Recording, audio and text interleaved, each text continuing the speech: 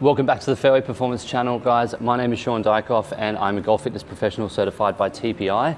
And today we are going to run through 5 exercises that I use in daily mobility routines for all of my clients who sign up to individualized programs and work with me remotely in my business. So the 5 exercises are going to cover all the rotary sensors in the body and all of the things that I feel necessary for people to be getting in daily so that their body parts and areas of their body are moving and functioning well. So when they actually show up to the golf course, you don't need to warm up as much.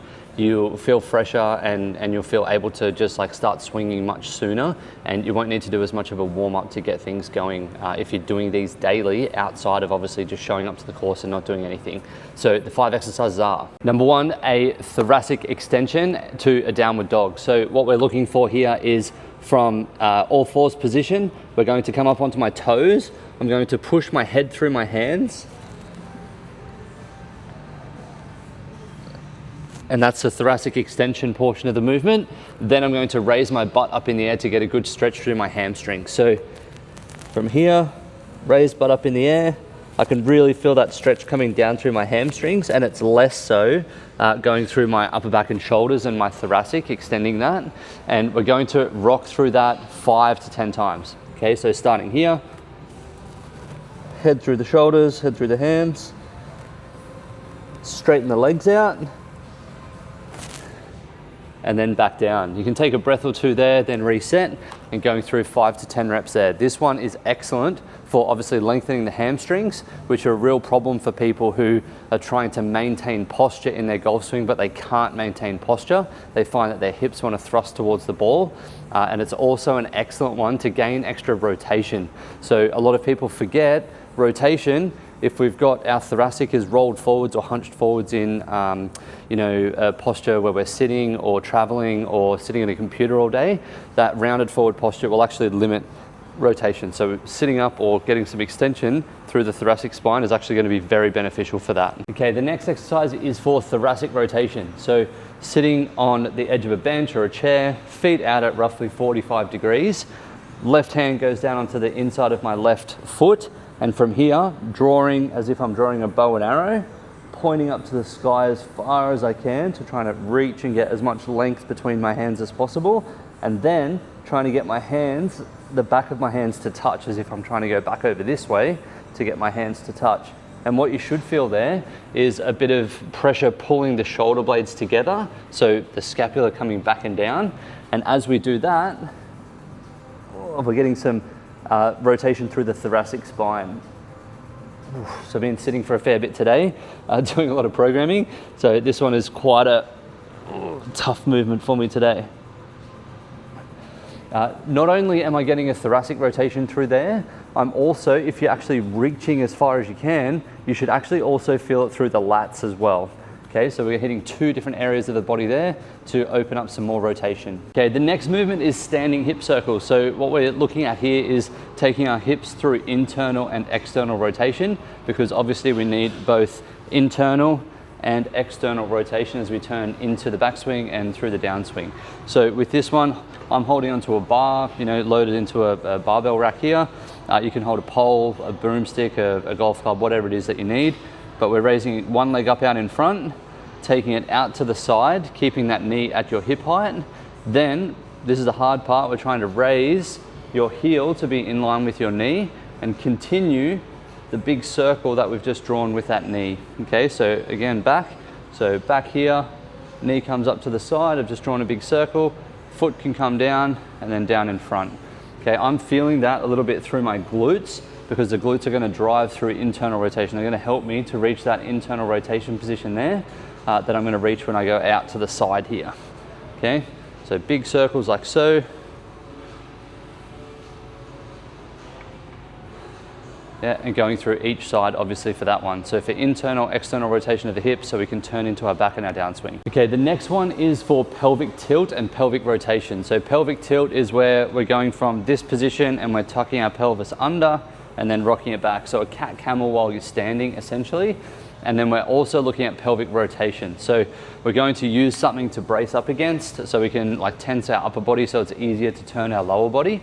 If you were to try and do this without that, what that would look like is flattening our back and then turning into my downswing, okay? So that's with a good solid core and braced up. That's option B, like the harder version of it. The easier option that you'll want to start with is holding onto a pole or broomstick bench, whatever, pressing down a little bit just so that you're engaging your abs, and as pushing down, you're bracing your upper body a little. From there, flattening the back, so that cat camel position, and then from there, rotating as if we're rotating into your downswing, okay? You'll notice that I come up slightly onto my toes there, just so I can get that extra little bit of rotation through my hips, or pelvic rotation, and that's perfectly fine. We're looking at doing this both sides, even though we're not turning as much into our backswing, probably as we would for our downswing, turning all the way through. We definitely just want to be hitting both sides, and it's really good for dissociation and coordination. Now, dissociation, if you haven't heard that term used before, is essentially our ability to keep the lower body still and just rotate our upper body. So my legs are in concrete, then my upper body's in concrete, yeah, and I'm rotating into my backswing and downswing. So this is exceptionally important when we are going through something like the transition from the top of our backswing, turning our hips towards the target, and then our upper body can flow through afterwards and reach a really good impact position, versus what most people do, which is hips fire, arms fire, and then they somewhat robotically try and turn through the swing. So a little bit exaggerated, but essentially that's just to give you a good example of what can happen. Okay, and then the last one we're going to do is a lunge with the dissociation twist. So what that's going to look like is stepping forwards into a lunge. As I lower down for my back knee to touch the floor, my front shin is remaining fairly vertical. I'm pushing down, driving hard up into that, and then kicking my knee up to the opposite side. Okay, then if I go down to the left side, so plant the foot, back knee comes down, touches the floor, shins fairly vertical or as close to vertical as possible, driving back, and then firing the hip up the opposite way. So the reason we're doing that is because when we, if you think about the physics or the pressure that we're putting into the floor as we go through our golf swing, it's not just pushing straight down into the ground. If we want to rotate our pelvis, we need to be pushing that front foot forwards and back, or sorry, forwards and down, because then our hip is going to go up and back as a resultant force applied. And then this foot, we want to be pushing back and down so that the hip is going that way. Yeah, not forwards, but it's helping with the rotation of our hips. So by doing this, where we're driving into the ground and then standing up and twisting across, not only are we working on dissociation, so keeping my upper still, twisting my lower, but we're also working on that ground force and where we're pushing the feet into the floor so that it's directly applicable to our golf swing when we actually get out on the course. So there you have it. There's 5 super basic and easy exercises you can be doing every single day from home. As I went through it, I didn't really explain as well as I could how many reps you should be doing of each one. But for each of those, we're looking at doing 5 to 10 reps on each side, and you want to do a minimum of 2 to 3 sets every single day. If you have the time for it, then 4 to 5 sets is even better. But obviously that's just going to take more time, and it depends how much time, effort, and priority you have to putting towards doing these things. Now, if this was helpful, I'd love it if you could leave a comment and tell me which exercise that you actually love the best out of these, or which one you've done before and you love the most.